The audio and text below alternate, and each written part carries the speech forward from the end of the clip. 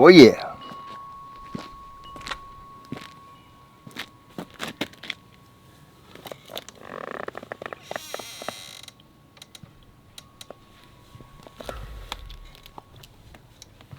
You gonna act right today? My wife likes those wind chimes. I'm not too big of a fan of them. They kind of get on my nerves. Well, hey there, it's Pete with GCI Turf. Hope you're having a great day today. And my project is done. I think it turned out really good. So these guys come in a matter of less than 2 days, all this was done. I tried to get as much footage as I could. I was here the first day, and the day they poured the concrete, I was out painting the Bermuda baseball field, so I wasn't able to be here to film the actual pouring of the concrete, which I know that's the coolest part, so I missed that.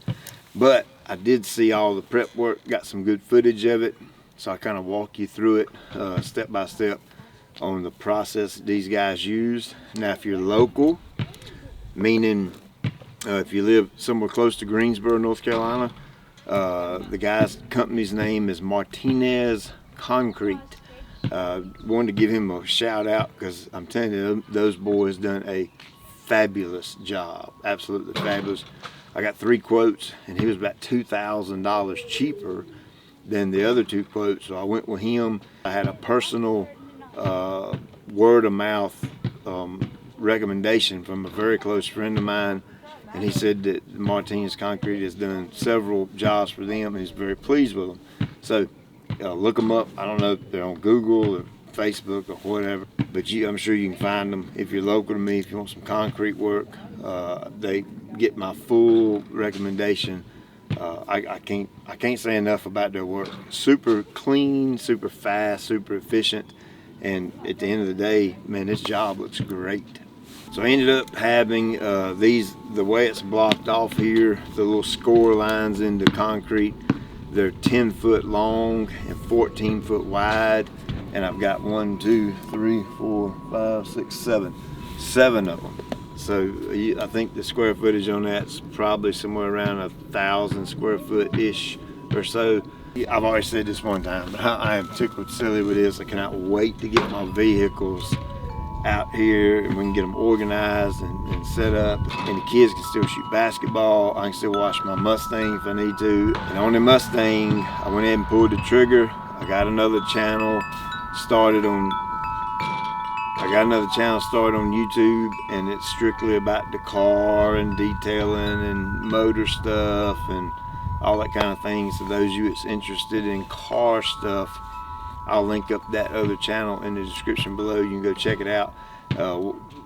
Disclaimer, that channel is nowhere remotely close to as intense as my yard channel, my grass channel. I think I've got 4, maybe 5 videos on there already. I just ain't got time to do videos on grass and cars. So that'll be, the car channel will kind of be extra spare time videos.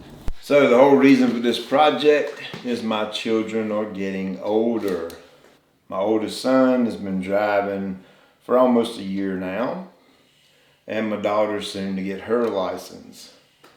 With my son's car in the driveway and my truck, which I have a really big truck, it takes up a lot of space, accompanied with us having a very small driveway anyway, we're simply out of room. So the project here is expand the driveway, give us more room to park.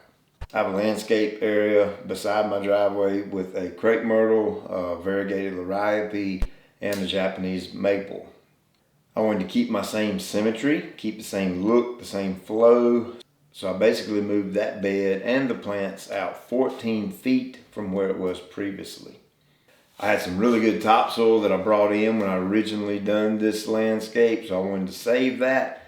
So I dug out as much of that as I possibly could. Now when the concrete guys came in, boy did they come in hard and fast. I couldn't hardly get the camera set up.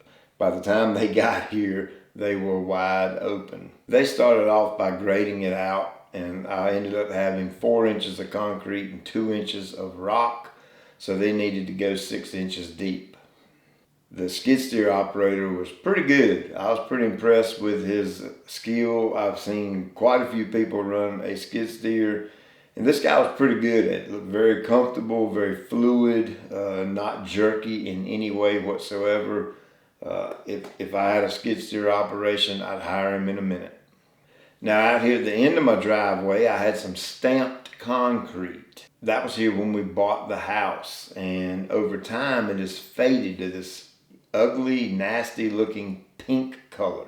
So I thought it would be best while the concrete guys were here, go ahead and rip that up. That way the entire end of the driveway would match up and I wouldn't have that one big ugly block of stamped concrete. So once all the grade work was done, they formed it out with, it looked to be like 1x4s. And basically all that does is kind of lay out the pattern of where the concrete's gonna go. And then they brought the rock in, leveled the rock out really nice and smooth. And then, like I said, they came back and poured the concrete the following day. It really, really stinks because I wasn't here. I was at work and had to get it done myself. So I actually missed out on the pouring of the concrete. Now, my maple tree. You remember my maple tree, right? Well, I got some bad news for you. I realize some of you is not gonna like what I had to do, but I had to do it. And when I say I did everything in my power, you'll simply have to take my word for it. I did everything in my power to get that thing dug up, but the root system of that maple was intense. It was extremely deep and wide, and my Ventrac just wouldn't budge it. I was outside working in the dark with lights, trying to get it up with what I had to work with. I finally threw in the towel, took my chainsaw, cut the tree up, left me a little bit of a stump to work with, and I literally spent over an hour with the Ventrac in the bucket trying to dig this one root ball up. It was incredibly difficult. But persistence wins, and I got the thing out. So I know some of you don't want to hear that. You was wanting me to go back and transplant the maple tree, but I'm sorry, it just didn't work out. Now, once those guys were done with their thing, it was time for me to get back to planting, and I measured out where all my liripe is going to go in relation to where they were previously. And yes, I do measure them down to the inch. I believe that attention to detail is very important, especially in a landscape. It really makes it stand out. So once I got my holes measured and marked, I took my auger and started digging.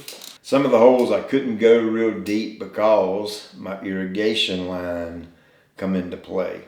Whenever you're moving irrigation and then planting plants over top of a new line, you always want to mark that line with some kind of a visual indicator so that you know where it's at. Because the last thing I want to do is hit that irrigation line with my auger bit because it would rip it out of the ground. So some of the holes I didn't go quite as deep. I had to hand dig some of that. And my pansy bed, you know, I'm not going to get rid of my pansies, so I had to relocate them. And it just so happened the flow of the bed, the way the bed had to be laid out so that it kind of looks good and flows in a natural kind of way. The pansies are now in front of my cephalotaxis. And of course, last but not least, the finishing touch. You know, I'm a pine needle guy. Pine needles are just my personal preference. That's all it is to it. I don't think mulch is better than pine needles, and pine needles is better than mulch. I think it all depends on what you like.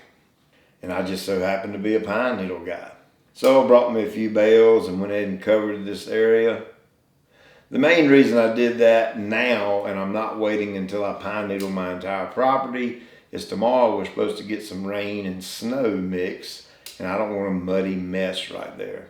You know, I'm super peculiar about my edges, so I like to take that straight edge tool and tamp my needles in down beside the concrete to give me a nice, clean, aesthetically pleasing line right up against my concrete. And I actually do the same thing where my pine needles meet the grass. So when it's all said and done, this is what I ended up with. Let's take a little walk around and I'll show you some of the little details. Now right here's where my Ellie hose reel was mounted, and I cannot recall who made the suggestion in the comment to sleeve it, but whoever did that, thank you very, very, very much. That was an exceptional idea. As you can see right here, I've got it sleeved, and I'm actually going to wait and let this harden up a little bit more before I remount the hose reel to it. But that's really nice. I appreciate that comment. That helped me out a lot right there. And you can see my pansy bed. It used to be right over there, and I've just kind of relocated it right here. I think this will be a great location for it.